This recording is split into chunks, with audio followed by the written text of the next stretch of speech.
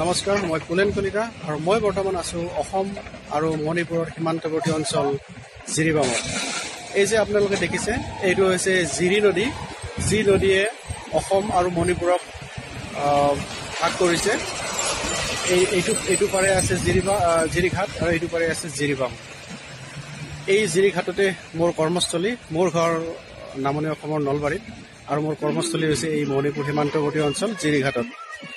মই আজি এই লোকেশ্যনটো এইকাৰণে বিচাৰি লৈছোঁ যে ইয়াত কিছু বহুত আমোদজনক কথা আছে। সেইটো হৈছে যে এই দলংখন, এই জিৰি নদীৰ ওপৰত মই যে আছোঁ, এই দলংখনৰ আধা অংশ হৈছে অসমৰ আৰু আধা অংশ হৈছে মণিপুৰৰ। আৰু অসমৰ অংশত আজিৰ দিনটো সোমবাৰ, আৰু সোমবাৰ শুক্ৰবাৰে মানে অসমৰ জিৰিঘাট অঞ্চলত বজাৰ বহে, সাপ্তাহিক বজাৰ বহে। কিন্তু আচৰিত কথা, যিহেতু এই দলংখন আমাৰ অসমৰ ফালে আধা অংশ আৰু মণিপুৰৰ ফালে আধা অংশ আহে। অসমৰ ফালৰ অংশটোত বজাৰ বহে, কিন্তু মণিপুৰৰ ফালৰ অংশটোত বজাৰ একেবাৰে নবহে। মণিপুৰৰ বজাৰ বহিবলৈ বিশেষ মানে ব্যৱস্থা আছে, বজাৰৰ ছেড আছে। গতিকে ইয়াত এটা অতি আচৰিত পাৰ্থক্য দেখা পোৱা যায়। আমাৰ অসমৰ যিটো ফুটপাথ ব্যৱস্থা, এই ফুটপাথত আপুনি গুৱাহাটীতে চাওক বা অন্যান্য যিকোনো অঞ্চলতে চাওক যে ফুটপাথত দোকানবিলাকে যান জঁটৰ বহুত সৃষ্টি কৰে। আৰু ইয়াতেও এই দলঙত যেনেকৈ ফুটপাথৰ দোকানবিলাক বহিছে, বজাৰৰ দোকানবিলাক বিশৃংখলভাৱে বহিছে। যদিও তেওঁলোকে নিজাকৈ নিয়াৰিকৈ শাৰী পাতিকৈ বহিছে, তথাপিও যান বাহনৰ কাৰণে বহুত অসুবিধা হৈছে।